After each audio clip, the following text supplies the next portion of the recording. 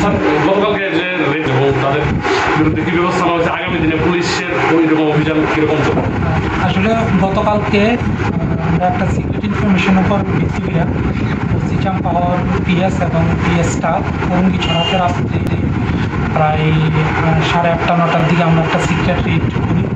ওই রেড করার পর একজন বিজয় শুক্লবৈদ্য ওনার বাড়ি থেকে আমরা হিউজ পরিমাণে ইয়াবা ট্যাবলেট রিকভার করি।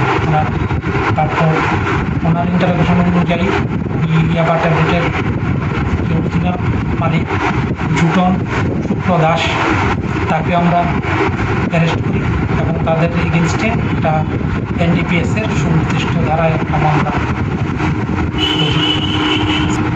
ধরুন। এটা তো কালোবাজারের জিনিস, তো বাজার মূল্য তো ঠিক থাকে না, কখনো পার ট্যাবলেট 500 টাকা, কখনো 700 টাকাও বিক্রি হয়। আমরা কালকে প্রায় 1133টা ট্যাবলেট আমরা আমাদের পজিশন থেকে রিকভারি করেছি। Subscribe Borok Post for latest news and updates.